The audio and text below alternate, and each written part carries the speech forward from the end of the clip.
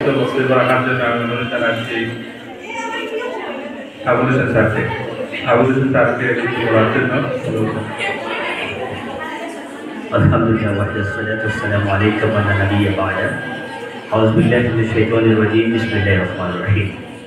আমাদের প্রান্তীয় প্রতিষ্ঠান মেহেরুন্নেসা বালিকা উচ্চ বিদ্যালয়ের 2025 ইংরেজি সনের বার্ষিক মিলাদ ও মাহফিল এবং ইসলামী সাংস্কৃতিক প্রতিযোগিতার পুরস্কার বিতরণ অনুষ্ঠানে সম্মানিত সভাপতি, উপস্থিত অতিথিবৃন্দ, সম্মানিত শিক্ষকবৃন্দ, আমার প্রান্তীয় শিক্ষার্থীবৃন্দ, সমাগত সুধী, আসসালামু আলাইকুম ওয়া রাহমাতুল্লাহ।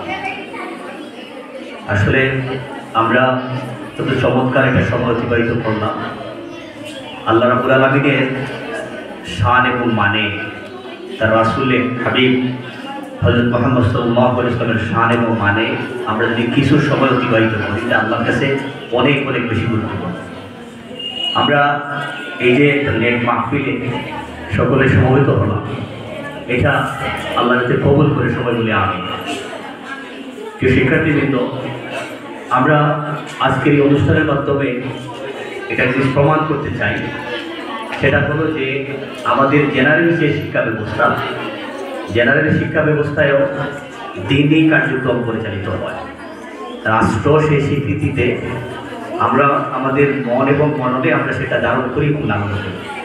অনেক সময় আমরা মনে করি যে শুধুমাত্র নিজ নিজ যে সক্রিয়তা রেখে যে প্রতিষ্ঠানগুলো আছে, যেমন মাদ্রাসা আছে, মক্তব আছে, ওখানেই শুধুমাত্র দিনের বা ইসলামিক কালচারের যে কার্যক্রমটা সেগুলো হয় না। সাধারণ শিক্ষা ব্যবস্থায়ও সরকার এবং এই জাতিরাষ্ট্র যদি আমরা উদ্যোগী হতে পারি, তাহলে এই যে সমাজের একটা বিশাল জনগোষ্ঠী যারা সাধারণ শিক্ষা ব্যবস্থার মাধ্যমে কী করতেছে, ডাক্তার হচ্ছে, ইঞ্জিনিয়ার হচ্ছে, প্রকৌশলী হচ্ছে, শিক্ষক হচ্ছে, এরা তো দিনের যে দাওয়াতটুকু, এই দাওয়াতটুকু পাবে না। তো আমরা মনে করি যে আমরা যে কর্মসূচিগুলো দিচ্ছি, এটা হচ্ছে আমাদের ইসলামিক হিস্ট্রি অ্যান্ড কালচারের কাজ। এটা আমাদের দায়বদ্ধতা আছে। যেমন অনেক সময় অনেক দাওয়া কার্যক্রম হয়, মাঠে ঘাটে প্রতি বছর ওয়াজ মাহফিল হয়, কিন্তু আমরা ইনডোর অনেক ইসলামিক প্রোগ্রামগুলো যদি আমরা করতে পারি, যেমন বাংলাদেশের একজন ইসলামিক স্কলার মিজানুর রহমান আজহারি সাহেবের নাম শুনছেন সবাই।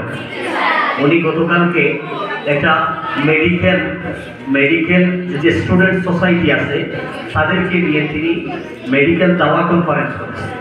এভাবে আর্কিটেক্ট যারা, তাদেরকে নিয়ে করা যেতে পারে, টিচারদেরকে নিয়ে করা যেতে পারে, এবং সাধারণ যে শিক্ষা প্রতিগুলোতে অনেক কর্মসূচি চলছে, কিন্তু দাওয়াতি কর্মসূচি চলছে।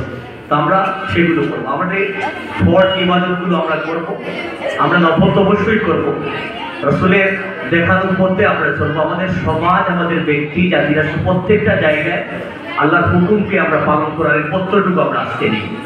তো আমি মনে করি আমাদের বেশ কিছু সংক্ষিপ্ত কথা হচ্ছে, একেবারে সামারাইজ, যেটা আমরা একটা নারী শিক্ষা প্রতিষ্ঠানে আছি।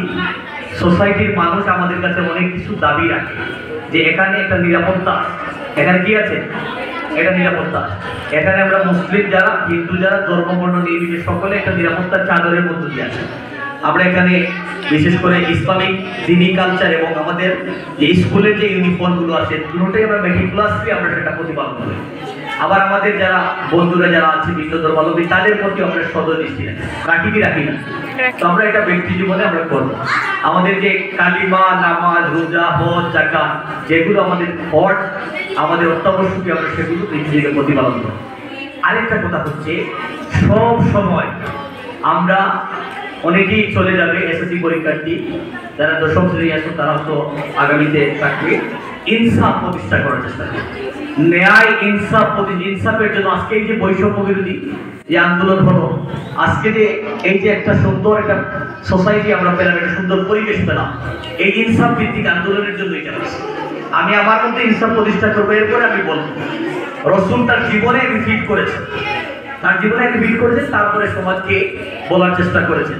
তো আমরা এই ইনসাফ ভিত্তিক সমাজের প্রত্যয়যোগ্য আমরা আজকে এই ইসলামিক যে কালচারাল অ্যাক্টিভিটিস আমরা করলাম, এই সব কিছু একটা প্রত্যয় হওয়া উচিত বলে আমি মনে করি। দেখবে সমাজে ইনসাফ যদি প্রতিষ্ঠা হয়, সব কিছুতে একটা শৃঙ্খলা ফিরে আসবে। আমি আমাকে প্রাধান্য দিব, আমি যা বলবো এটাই ঠিক, আর বাকি যা কিছু বেঠিক, এটা হয় না। আল্লাহ কিন্তু একটা ব্যালেন্স, একটা মধ্যম পন্থা অবলম্বন করার জন্য আমাদেরকে বলেছে।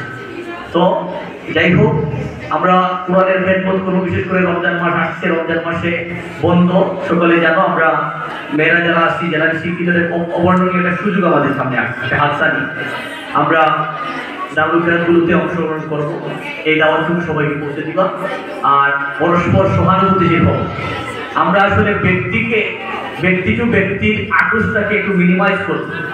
আমরা কথা বলবো ক্ষমতাকে, প্রভাব প্রতিপত্তিকে আওয়াজ তুলব। আমরা অন্যায়ের বিরুদ্ধে আওয়াজ তুলব। পেছনে পাশে লোকে কথা বলার জায়গা, পেছনে কথা বলার জায়গায় মিনিমাইজ করব। এরকম কিছু ছোট ছোট মেসেজ যদি নিয়ে আসি, আমরা ঠিক করি, বেশ হয়ে যাবে। ওয়াজ অনেক জানি, অনেক ওয়াজ জানি, মাইকে চিৎকার চেঁচামেচি হচ্ছে, কিন্তু এইগুলো আমরা যখনই বাস্তবায়ন করবো, আমল নিয়ে আসবো, আমলের আমরা প্রতিষ্ঠা করবো, তখন সেটা আমাদের মধ্যে কামিয়াবি হবে।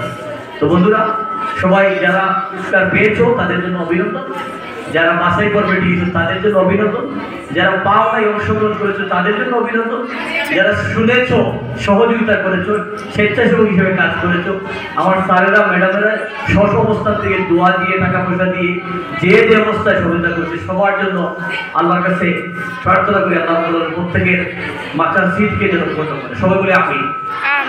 আরেকটা জিনিস হচ্ছে সবচেয়ে গুরুত্বপূর্ণ, এই স্কুল প্রতিষ্ঠা লগ্ন থেকে, এই স্কুলটি প্রতিষ্ঠা লগ্ন থেকে আজ অবধি কথা, কর্ম, কাজে জায়গা দিয়ে কথা বলে যে অবস্থা, বিশেষ করে মেহেন্দ্রেসা যিনি কারণ ছিলেন, উনি এবং ওনার সহযাত্রী যারা আছেন, যে অবস্থায় সহযোগিতা করেছেন, আল্লাহ রাব্বুল আলামিন ওনাদেরকে ক্ষমা করুন এবং ওনাদের এই যে দানকে কবুল হিসেবে, মানে জান্নাতের ওসিলা হিসেবে যাতে কবুল করুন। সবাই বলে আমি।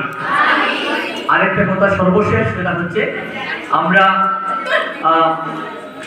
এই যে রমজানের যে সময়টা যাচ্ছে, তোমাদের পড়াশোনার মধ্যে থাকছে, সোশ্যাল মিডিয়ার এই জিনিসটা একটু কমিয়ে আনবো। পড়াশোনার যে বিভিন্ন ক্লাসে যে রুটিন যেভাবে দেওয়া হয়েছে, অনেকে পরিকল্পনা যেটা কাজটা করবো। আর মোল্লা স্যারের কাছে অনুরোধ করবো যে আপনি আমাদের সকলের জন্য আমি দোয়া চাই। আমরা কেউ ভুলের মধ্যে নয়, মানুষ মাত্রই ভুল, আমাদের অনেক সময় মনের অজান্তে অনেক ভুল হয়। আল্লাহ রাব্বুল আলামিন আমাদের প্রত্যেকে যাতে ক্ষমা করে, এই দোয়াটুকু কামনা করছি। আর এই কথা বলে আমার কথা এখানে শেষ করছি। আসসালামু আলাইকুম।